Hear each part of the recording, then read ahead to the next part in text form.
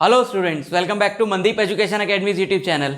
तो बच्चों, class 12th chapter 1 electric charges and fields के लेक्चर्स को आगे बढ़ाते हैं और आज के लेक्चर में हम बहुत ही इंपॉर्टेंट टॉपिक पढ़ने जा रहे हैं विच इज कूलम्स लॉ। अभी तक के लेक्चर्स में हमने क्या देखा कि चार्जेस क्या होते हैं, वो चार्जेस एक दूसरे पे फोर्स एक्सर्ट करते हैं, बॉडीज को चार्ज करने का क्या मेथड होता है, तो ये सारी चीजें हम लोग समझ चुके हैं। अब हम ये बात करते हैं कि जो चार्जेस एक दूसरे पे फोर्स एक्सर्ट करते हैं उस फोर्स का मैग्नीट्यूड कैसे निकाला जाए, यानी कि उस फोर्स की वैल्यू कैसे निकाली जाए। तो उस फोर्स की वैल्यू निकालने के लिए जो हमारे पास लॉ है दैट इज कूलम्स लॉ। जैसे दो मासेस के बीच में ग्रेविटेशनल फोर्स निकालने के लिए हमारे पास न्यूटन्स लॉ ऑफ ग्रेविटेशन होता है, वैसे ही दो चार्जेस के बीच में जो उनकी फोर्स ऑफ इंट्रैक्शन है, चाहे अट्रैक्शन है चाहे रिपल्शन है, वो फोर्स ऑफ इंट्रैक्शन निकालने के लिए हमारे पास जो लॉ है वो है कूलम्स लॉ। तो कूलम्स लॉ क्या कहता है बच्चों? कूलम्स लॉ कहता है the force of interaction between two point charges is directly proportional to, अभी पॉइंट चार्जेस का मतलब बताता हूं। The force of interaction between two point charges is directly proportional to the product of the magnitude of two charges and inversely proportional to the square of the distance between the charges.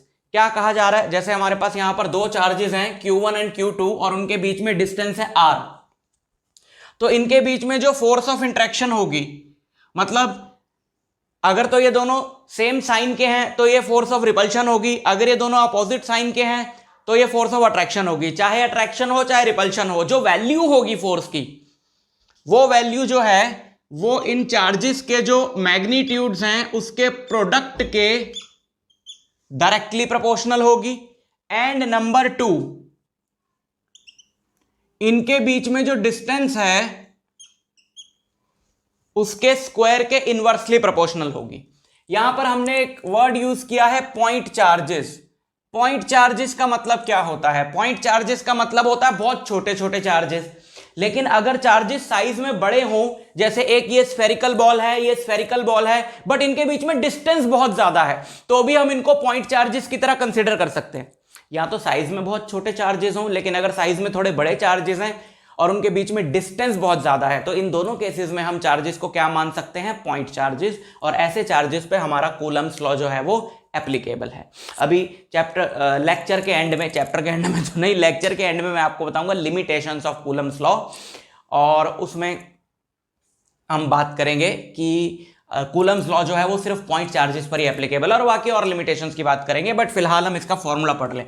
ठीक है, तो ये दो factors पे depend करता है। ये charges के मैग्नीट्यूड्स जितने ज्यादा होंगे, इनके बीच में फोर्स ऑफ इंट्रैक्शन उतना ज्यादा होगा। ये चार्जेस जितने ज्यादा दूर होंगे, फोर्स ऑफ इंट्रैक्शन उतना कम होगा। यानी अगर इनके बीच में डिस्टेंस डबल हो जाता है, अगर इनके बीच का डिस्टेंस डबल हो जाता है तो ये 4 टाइम्स कम हो जाएगी फोर्स, क्योंकि यहां पे R की बजाय R/2 आएगा। ठीक है, 2R आएगा, सॉरी डबल हो गया ना डिस्टेंस, 2R आएगा और 2R का स्क्वायर करेंगे तो नीचे 4 आ जाएगा, है ना। इनके बीच में डिस्टेंस ट्रिपल हो जाता है तो फोर्स 9 टाइम्स कम हो जाएगी, तो ये मतलब है। अच्छा, इन दोनों को अगर हमने कंबाइन किया तो हमें मिलेगा F is proportional to Q1 Q2 by R square. और आप जानते हैं कि जब प्रोपोर्शनैलिटी का साइन हम हटाते हैं और इक्वालिटी का साइन लगाते हैं तो कांस्टेंट लगाते हैं, तो यहां पे हमने कांस्टेंट लगा दिया है K, और अब K की वैल्यू मैं आपको बताऊंगा, बट ये हमारा है कूलम्स लॉ जो हमें देता है दो पॉइंट चार्जेस के बीच में फोर्स का मैग्नीट्यूड। ठीक, समझ में आई बात? ओके। अच्छा, इस K की बात करते हैं बच्चों। ये K क्या है? इस K को हम लिखते हैं 1/4 pi epsilon not.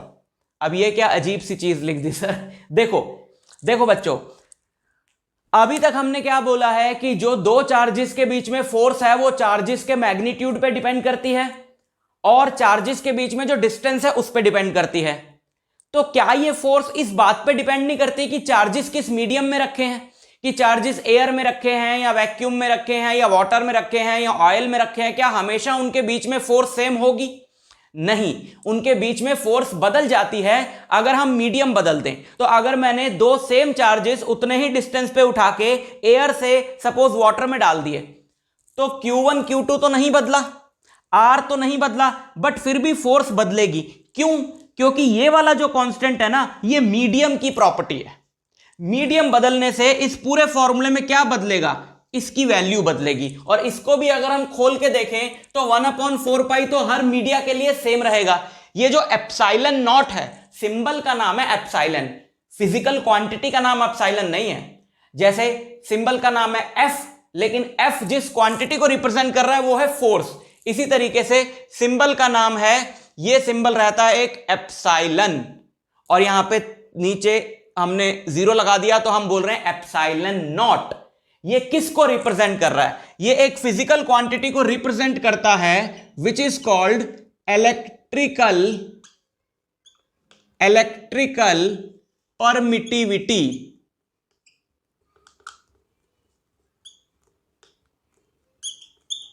Electrical permittivity ये हर मीडियम की प्रॉपर्टी होती है, लेकिन अगर हमने यहां पे नॉट लगा रखा है, अभी बताता हूं इस प्रॉपर्टी के बारे में, अगर हमने यहां पे 0 लगा रखा है तो ये रिप्रेजेंट करता है electrical permittivity of free space. अब ये electrical permittivity of free space क्या होता है, फ्री स्पेस का मतलब होता है एयर या वैक्यूम, कुछ भी। देखो, force of interaction between two charges जो है वो सेम है, चाहे एयर में रख लो चाहे वैक्यूम में रख लो। तो इसलिए उनके लिए इस, चाहे एयर हो चाहे वैक्यूम हो, उनके लिए इस के की जो वैल्यू है वो सेम है। और एयर और वैक्यूम को मिला के हम लोग क्या बोलते हैं, एयर और वैक्यूम को मिला के हम लोग बोलते हैं free space. So this is the electrical permittivity of free space. ये मीडियम की प्रॉपर्टी होती है, इसकी एक वैल्यू होती है। इसका इस प्रॉपर्टी का मतलब यह है कि परमिट का मतलब आप जानते हो, परमिट का मतलब अलाउ करना है ना, कि ये अब एक मीडियम अपने अंदर रखे चार्जेस को आपस में इंटरेक्ट करने के लिए कितना अलाउ करता है। That value represents the electrical permittivity of the medium. और ज्यादा डिटेल में आपको जाना नहीं है इसकी वैल्यू पे, ये कांस्टेंट है। अगर आप सिर्फ इतना याद रखोगे कि यह हर मीडियम के लिए एक कांस्टेंट होता है, हर मीडियम के लिए इसकी एक डिफरेंट वैल्यू होती है, इतना ही आप याद रख सकते हो। फिर भी मैंने आपको बता दिया कि वो वैल्यू रिप्रेजेंट क्या करती है, कि उस मीडियम में रखे दो चार्जेस आपस में इंटरैक्ट करने के लिए कितना फ्री है कितना नहीं है, उसका ये मेजरमेंट है। एयर या वैक्यूम के लिए ये वैल्यू होती है 8.85 इंटू 10⁻⁻12। और इसकी यूनिट क्या होती है, देखो अगर मैं ये वैल्यू यहां रख देता हूं 1/4 pi epsilon naught Q1 Q2 by R square, तो एप्सिलॉन नॉट इधर चला जाए, फोर्स नीचे आ जाए, तो एप्सिलॉन नॉट की यूनिट बनेगी कूलम स्क्वायर। कूलम स्क्वायर ऊपर, एक न्यूटन नीचे और मीटर स्क्वायर भी नीचे, तो coulomb square newton inverse metre की पावर -2। सो ये वैल्यू है, ये आप यहां पे रख दो तो आपको जो k मिलेगा सॉल्व करके वो मिलेगा 9 इंटू 10⁻⁹। बहुत सिंपल सी वैल्यू मिलेगी। और k जो है वो एप्सिलॉन नॉट के इनवर्सली प्रोपोर्शनल है, और 4 पाई की तो कोई यूनिट होती नहीं है, तो k की जो यूनिट होगी वो इसका उल्टा हो जाएगी, यानी कि न्यूटन मीटर स्क्वायर पर कूलम स्क्वायर। ठीक है, तो फ्री स्पेस के लिए कूलम लॉ के इस कांस्टेंट की वैल्यू है 9 इंटू 10⁻⁹। तो हम सीधा सीधा ये लिख दें कि फॉर फ्री स्पेस, जहां पे मैं F0 लिख देता हूं सपोज फोर्स को, 9 into 10⁻⁹ Q1 Q2 by R square. और क्योंकि आपके मैक्सिमम न्यूमेरिकल्स के अंदर 99.9% क्वेश्चन के अंदर जो भी आप करने वाले हो उसमें दो चार्जेस के बीच का जो मीडियम है वो वैक्यूम ही दिया हुआ है या फ्री स्पेस ही दिया हुआ है, तो आप इस फॉर्म को कूलम लॉ की याद रखोगे अपने न्यूमेरिकल्स के लिए, 9 into 10⁻⁹ Q1 Q2 by R square. ठीक है, अब अगर चार्जेस किसी और मीडियम में रख दिए जाएं उठा के, ठीक है, अगर चार्जेस किसी और मीडियम में रख दिए जाएं उठा के, तो क्या बदलेगा इस पूरे फॉर्मूले में।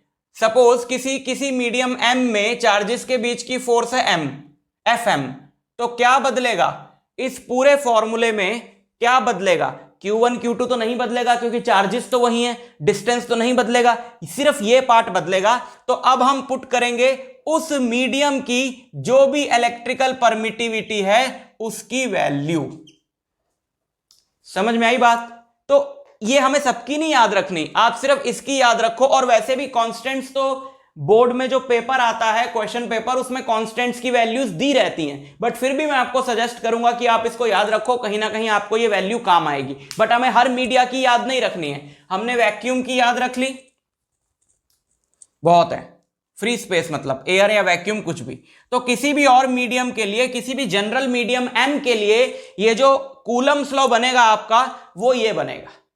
ठीक, अच्छा यहां पर एक और अच्छा ठीक है, एक चीज मैं और लिख दूं यहां पे। तो एक तो ये मीडियम के लिए हो गया, और फ्री स्पेस के लिए क्या है, 1/4 pi epsilon naught Q1 Q2 by R square. तो यही चार्जेस फ्री स्पेस में रखे तो ये फोर्स, उस मीडियम में रखे तो ये फोर्स। तो यहां पर एक बहुत इंपॉर्टेंट हम कांस्टेंट डिफाइन करेंगे which is called the dielectric constant. उसको जरा समझ लो, इसको भी मिटा देते हैं। देखो, एक फिजिकल क्वांटिटी मैं आपको बता रहा हूं which is called dielectric constant. Dielectric constant, और it is also called relative electrical permittivity।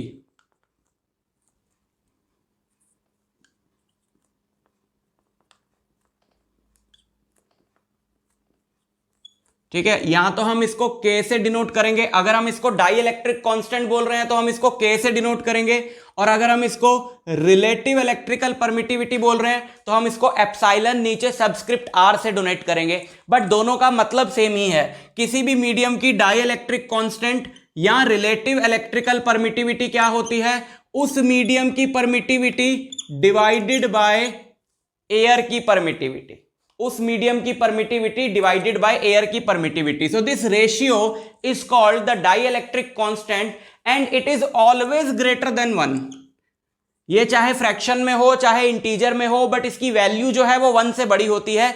किसी भी मीडियम की जो इलेक्ट्रिकल परमिटिविटी है वो फ्री स्पेस से ज्यादा होती है। तो ये न्यूमरेटर बड़ा रहेगा, डिनोमिनेटर छोटा रहेगा, तो k जो है वो ग्रेटर देन 1 आएगा।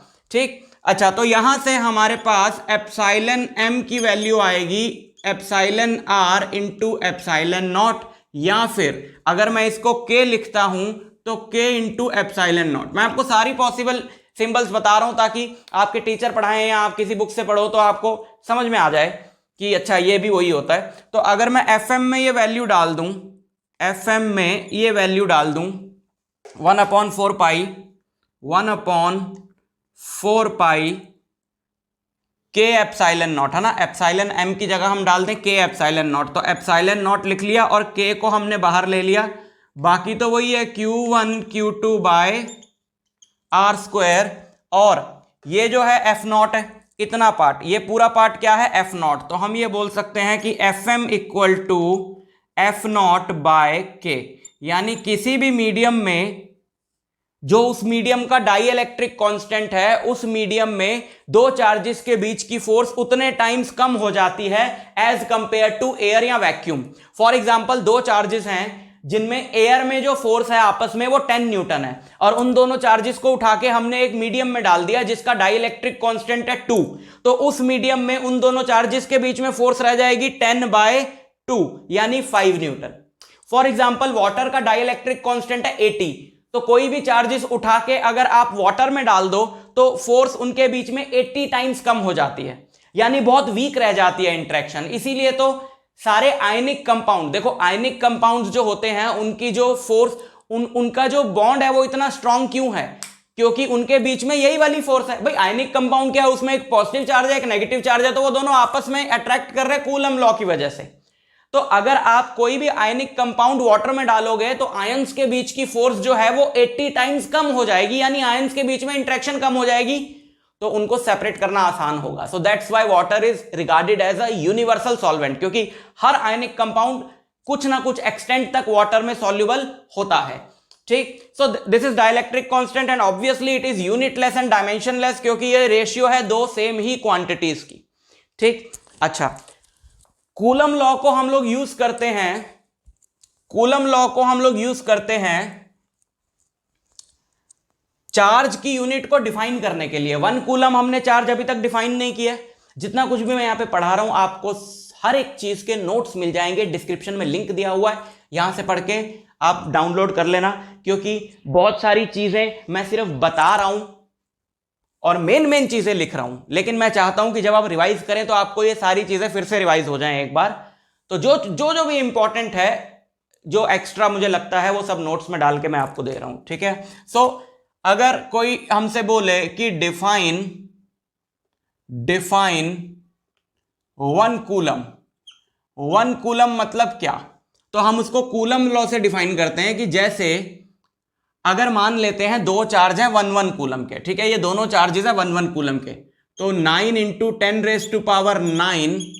1 × 1, और मान लो इन दोनों के बीच में डिस्टेंस है 1 मीटर, तो फोर्स क्या हो जाएगी 9 × 10⁹ न्यूटन। तो हम ऐसे डिफाइन करते हैं कि 1 कूलम वो चार्ज है जो ठीक अपने जैसे एक चार्ज से 1 मीटर के डिस्टेंस पे अगर रखा हो तो दोनों के बीच में फोर्स ऑफ इंट्रैक्शन कितना होगा 9 × 10⁹ Newton. 1 coulomb is that charge which is kept at a distance of 1 meter from identical charge in vacuum would attract or repel each other with a force of 9 × 10⁹ Newton. ठीक है, definition आपको notes में मिल जाएगी। And coulomb law के बारे में एक चीज और याद रखें, limitations of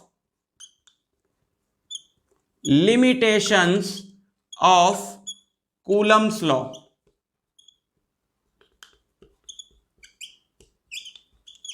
limitations of Coulomb's law बताया था, एंड में लिमिटेशंस की बात करूंगा। तो पहली लिमिटेशन तो यही है बच्चों कि it is applicable to point charges only.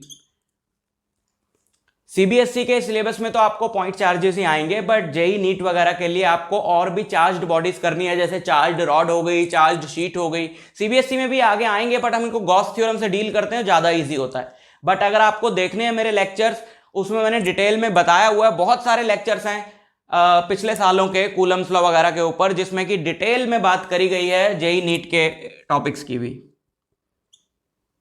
Applicable to point charges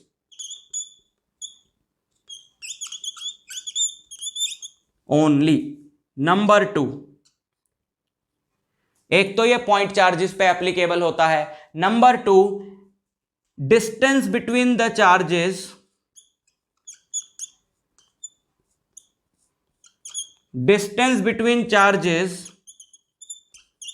must be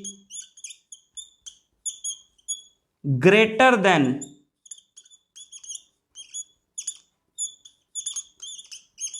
10⁻⁻15 metre. देखो, न्यूक्लियस की जो डायमेंशंस होती हैं वो 10⁻⁻15 मीटर होती हैं। न्यूक्लियस के अंदर जो फोर्स एक्ट करती है, यानी कि जब दो पार्टिकल्स के बीच में डिस्टेंस इससे कम हो जाता है तो वो फोर्स हो जाती है न्यूक्लियर फोर्स। तो कूलम लॉ वाली फोर्स, यानी ये इलेक्ट्रोस्टैटिक फोर्स, तभी रहती है दो पार्टिकल्स के बीच में अगर उनके बीच का डिस्टेंस 10⁻⁻15 मीटर से ज्यादा हो। उससे कम पे ये वैनिश हो जाती है और न्यूक्लियर फोर्स आ जाती है। एंड तीसरा is charges must be at rest. Charges must be at rest. ये दोनों चार्जेस जो है वो रेस्ट पे होने चाहिए, बिकॉज अगर ये मूव करेंगे तो फिर इन पे कूलम लॉ एप्लीकेबल नहीं है। फिर इनके क्या फंडे हैं, वो मैग्नेटिक इफेक्ट्स ऑफ करंट में हम लोग पढ़ने वाले हैं। तो ये टॉपिक है आपका कूलम्स लॉ। अभी इसके अंदर Coulomb's law in vector form है, सुपरपोजिशन प्रिंसिपल है। तो बट अभी जितना मैंने पढ़ाया है, नेक्स्ट लेक्चर में मैं आपको इस पे बेस्ड न्यूमेरिकल्स कराने वाला हूं, जो मैं ऑलरेडी पिछले साल भी करा चुका हूं। तो अगर आप अपनी प्रैक्टिस कर रहे हो, आपको अपने न्यूमेरिकल्स प्रैक्टिस करने हैं इस पे बेस्ड, तो मैं एक लेक्चर का लिंक शेयर कर रहा हूं जहां पे मैंने खूब सारे न्यूमेरिकल्स प्रैक्टिस कराए हैं कूलम लॉ के बेसिस पे, तो आप उसको देख सकते हो, वरना मैं इसमें भी अगले लेक्चर में कराने वाला हूं। तो मिलता हूं आपसे नेक्स्ट लेक्चर में, तब तक के लिए ऑल द वेरी बेस्ट।